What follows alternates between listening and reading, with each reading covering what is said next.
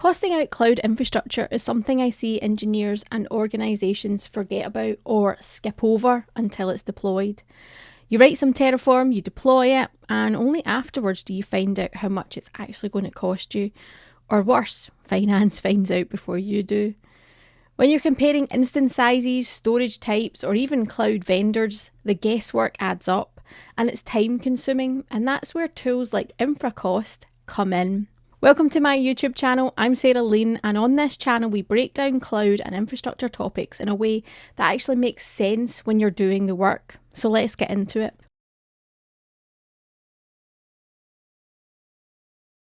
What is Infracost? At a high level, Infracost is a tool that estimates the cost of your infrastructure based on what you've defined inside your infrastructure as code.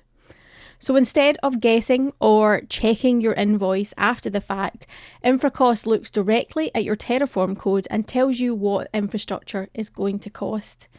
It analyses the resources you're defining and produces a report and a breakdown of an estimated monthly spend. And here's the key point. This isn't about finance teams looking at a bill after deployment. It's about engineers understanding cost impact while they're making technical decisions. You can see before you deploy exactly how much it's going to cost, what the effect of using a larger virtual machine would have, or what happens when you add additional networking or disks or supporting resources to your configuration. Right now, Infracost works with Azure, AWS and Google Cloud. It supports Terraform, CloudFormation and Pulumi, and they're looking at in the future trying to support Kubernetes. It also fits nicely into modern workflows, so you can integrate it into your CI and CD pipelines, and it supports things like GitHub, GitLab and Azure repos. There are free and paid plans available, and we're going to kind of concentrate on the free plan at the moment to show you the possibilities that it can offer you. So let's talk about getting it installed and actually using it.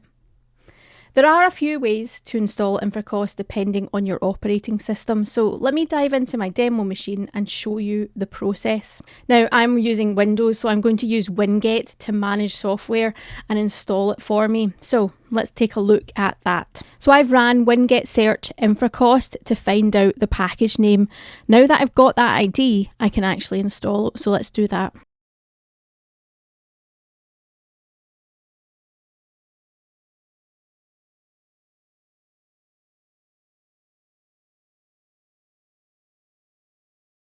So after it's installed, we actually need to register to be able to use Infracost. So if you head on over to their website and click in the sign up login button, we have a few ways where we can actually interact with Infracost. We can link it to our GitHub account or a Google account, or we can set up a separate name, a username and password for it.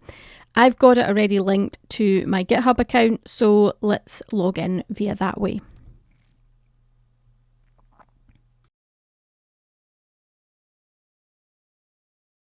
So now that we've kind of signed up and configured our account, what we want to do is go into the command line and actually link our command line tool to our new login at Infracost. So we do that by using Infracost auth login.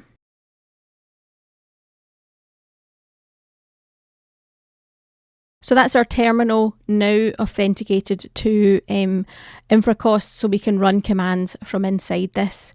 So I've actually got a kind of Terraform project already set up. So I've got a main.tf file with my usual kind of Terraform configuration here. We are actually looking at deploying some resource group, a virtual network, a subnet, some network security groups. We've even got like a virtual machine IP address for this, all configured inside of this Terraform. And I want to figure out how much this is going to cost me. Now, you'll notice down the left-hand side, I have a dev.tf vars file and I also have a prod.tf vars file. So I've got two configurations for this Terraform deploy. One for my development environment with a slightly smaller subset of all of these resources. And then in the production one, I've got slightly larger, as you would expect with dev and production. So what we want to do is cost out how much these environments are going to cost us. So we can actually do this inside of our Visual Studio Code. So let me change this up a little bit. So we want to look at how much it's going to cost us for our development environment.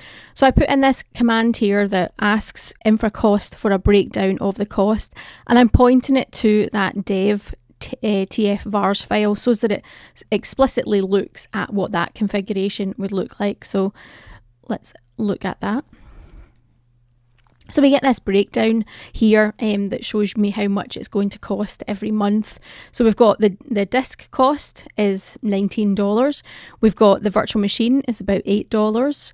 We've got how much the storage would be, so that's about $5 or $6. And then the public IP address is $3 or $4, depending on how you want to round that up. And overall, every month that would be $36.23. So we've got that that estimate there, that overall cost. We can understand what that impact would be.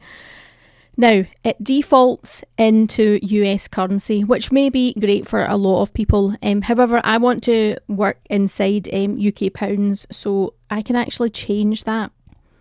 So I can run this command, Infracost configure set currency GBP, and it changes the currency into UK pounds. So if we now run that command again to get the breakdown of what is going to happen and how much it's going to cost us for our dev environment, we can see it now puts it into UK pounds. So I can see it's actually going to be 27 UK pounds. So if we want to do production, we can change that command. We can point it to our prod tf-vars file. And we can see here our production environment is going to be £489 a month. So there's significant differences, obviously, as you would expect, between a development environment and a production environment. But it's very quick to give me that information. I'm not having to look through the pricing calculator, set up things differently for a production environment versus a dev environment. And it's calculating everything for me. It's not forgetting anything like I have done in the past in a calculator scenario as well. So you've got that information there for you quite quickly inside the environment that you're working in as well. It can be a little bit annoying trying to remember what the commands are for Infracost to be able to get this up. Now, if you use it lots and lots of times, this will become second nature. However, for me, I prefer to try and see that in a different way. And this is where the VS Code extension can actually help. So if we head on over to extensions, and if we search for Infracost, there is an extension. So if we install this, we can then start to see the costs inside our code without running things inside our terminal. Now the extension's installed, you'll see down the left-hand panel, you've got the Infracost extension, and you can start to see it's actually starting to look at costs already for us. So if we click on our file and go back into the main file, we can see now that it's actually estimating the costs in our code editor for us. So it's showing us what that would be. It's breaking it down, and if we can click on it, we can interact with it as well. Now in my code, I'm using variables to look at what my costs would be and to deploy it in best practices. However, to get a rough idea of what costs are, or to try and look at it inside my code, I could change the size here from a variable and put something like standard NC40 ADS 100 V5 and save that change. And you'll see that Infracost thought for a minute and is now giving me total monthly cost, which reflects that heavy GPU machine that I've now specified inside my code. So I get a very quick idea of what would happen if I change this environment to a different virtual machine. And that is the power of it. It's very quick. It doesn't need you to switch to another editor. You don't have to go to another browser. You don't have to open up the pricing calculator or even talk to your Microsoft account team to figure out what the costs are. You're getting that instant feedback as you're iterating within inside your code. So it's saving on engineering hours, and it's also giving your engineers great feedback as to what happens in terms of them changing code and that bill at the end of the month. They can quickly see what impact their changes will have, and they can flag that up. Now, I've had to type quite a long virtual machine name there to get that heavy GPU. So hopefully you would notice that that was something that you were doing, and it was going from about £500 to nearly £5,000 a month. However, if you've made a change by mistake and selected the wrong SKU, you can quickly give feedback there that will stop you from deploying that £5,000 machine versus that £500 one that you wanted quite quickly. So it allows you to have that instant feedback as well, potentially stopping any changes that might happen by mistake going through in your environment.